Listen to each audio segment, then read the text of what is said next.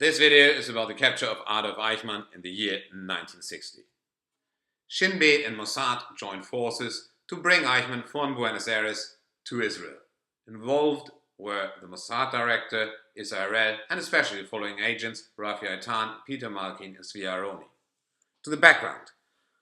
Lots of Nazi war criminals could actually go into hiding after the Second World War. And a few of them, or quite a few of them, went to South America via the so-called Red Line. And there, especially Argentina, was quite happy about their arrival because they brought know-how in. And that meant that Argentina barely extradited Nazis, and lots of them never faced justice. So now, Adolf Eichmann, who was it? Adolf Eichmann was one of the worst criminals of the Third Reich. He was responsible for the organization of the mass deportation of Jews to the ghettos and extinction camps in Eastern Europe.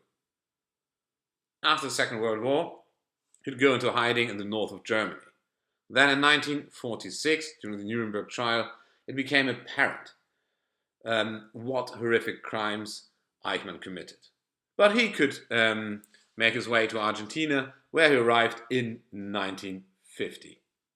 His family joined him in 1952, and by 1960, they had a quite comfortable life, well settled in. They moved into a house on Garibaldi Street in Buenos Aires. Now, a German immigrant who moved to Argentina, Lothar Hermann, or actually, to be correct, his daughter met Eichmann's son, and Lothar Hermann informed the Attorney General of Hesse, the German state of Hesse, Fritz Bauer, that he has located Eichmann. Bauer was afraid if he now went through the normal official channels in Germany, because of old connections, perhaps nothing would come out of this. So he decided to directly inform Mossad. And Mossad had a problem. They did not have a recent picture, a recent photograph of Eichmann. But Simon Wiesenthal, the famous Nazi hunter, came to the rescue. He, a private eye of Simon Wiesenthal, took a photograph of Eichmann's brother, who was very much looking like Eichmann. So now they could identify Eichmann or confirm his identity, which what Zvi Aharoni did in March 1960. Game on. Now Israel flew himself, so the Mossad director himself, flew to Buenos Aires. And there you can see, the Mossad director flies to Buenos Aires, how important this whole thing is for Israel. Anyway, a team consisting of Mossad and Shin Bet agents was ordered to capture Rafi Eitan, and they did this on the 11th of May in 1960. Eichmann was brought to a safe house, interrogated, and the identity of him could be confirmed. Now, we have Eichmann, we have to bring him to Israel. How do we do this? And they came up with an ingenious plan. Eichmann was drugged and then disguised as an El Al steward and brought to Israel, where he arrived on the 22nd of May.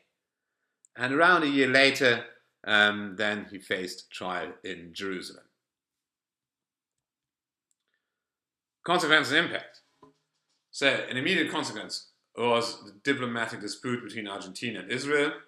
But after a few negotiations, nobody knows what they were talking about. On the 3rd of August 1960, this dispute was settled. There were anti-Semitic riots in Argentina, but that was a few right-wing groups doing that. Now, the main consequence was, of course, the Eichmann trial in Jerusalem a year later. And with that, a major war criminal, or major Nazi criminal, faced justice. Justice could be restored. Having said this, as far as possible, you have to keep in mind the seriousness of the Nazi crimes and the enormous suffering of the Jewish people. And the Eichmann trial also meant that not only Jews, but all the world could collectively deal and understand the Shoah, and also here, as far as possible.